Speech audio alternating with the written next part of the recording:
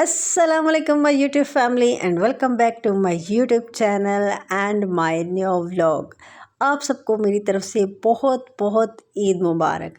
आज ईद का दिन है और 29 रोज़े बने और उसके बाद ईद है, और जब 29 रोज़े बनने के बाद ईद आती है तो उसकी खुशी दुगनी हो जाती है। और यहाँ पर जी सबसे पहले हम लोगों ने सुबह खाया मीठा। मीठे में बनाई थी रात को खीर, जिसके मैंने आपके साथ कल वाले व्लॉग में बताया भी था कि मम्मा खीर बना रही हैं सुबह के लिए। और खीर मेरी फेवरेट है, वो भी चावलों की। लजीज़ा खीर हमें से किसी को पसंद नहीं है, तो हम चावल की खीर ही बनाना पसंद करते हैं।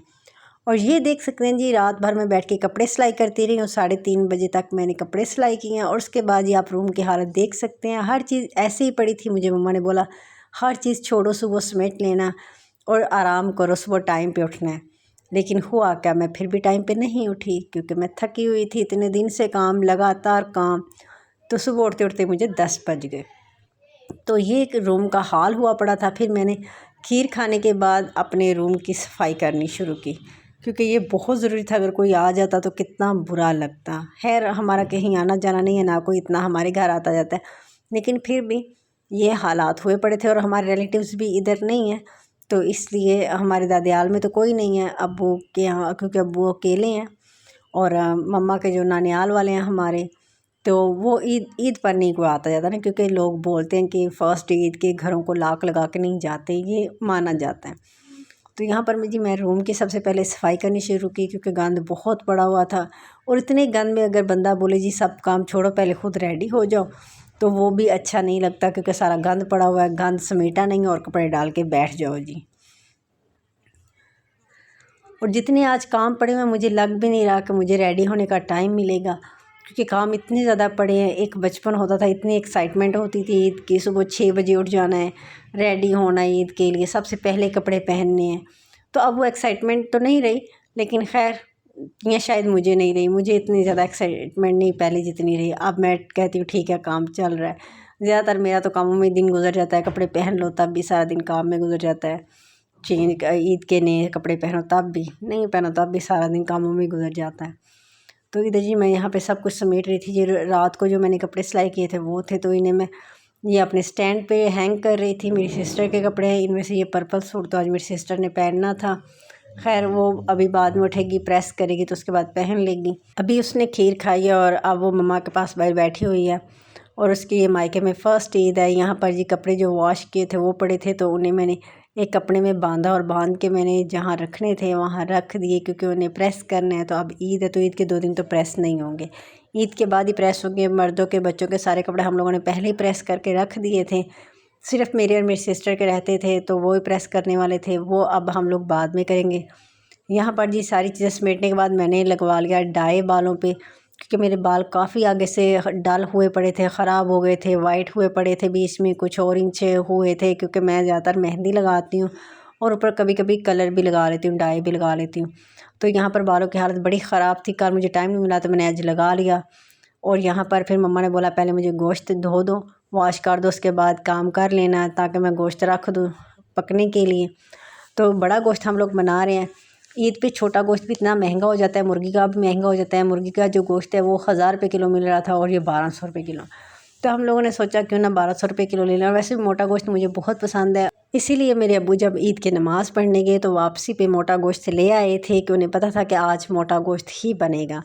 अब्बू मेरे ईद की नमाज़ पढ़ने के बाद कब्रिस्तान गए थे और वहाँ से सीधा फिर गोश्त लेके घर आ गए। यहाँ पर जी पहले मैंने सारे गोश्त को साफ़ किया, इसमें से जितनी चर्बी थी वो अलहदा की।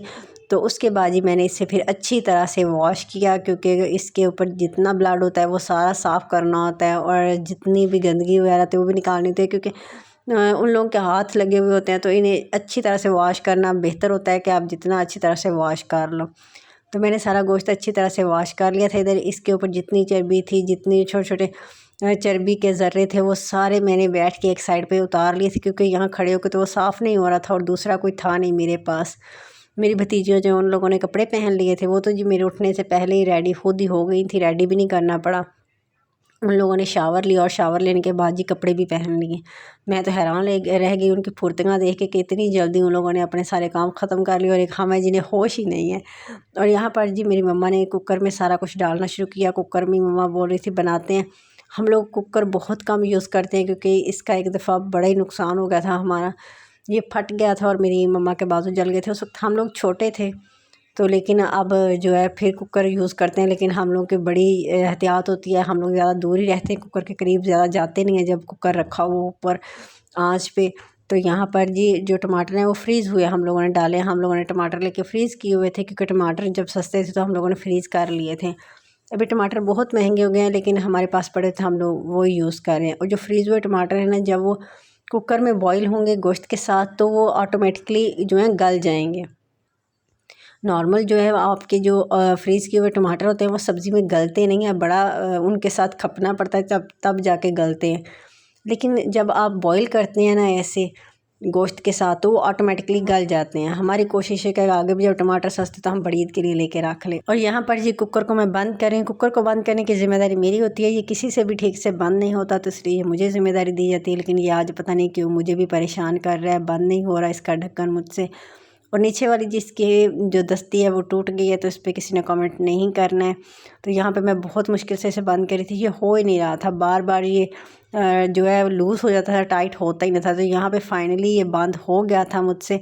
और मैंने अकेले किया था, अक्सर लोग होते हैं कि दो लोग लगे हुए होते हैं बंद करने के लिए कुकर को।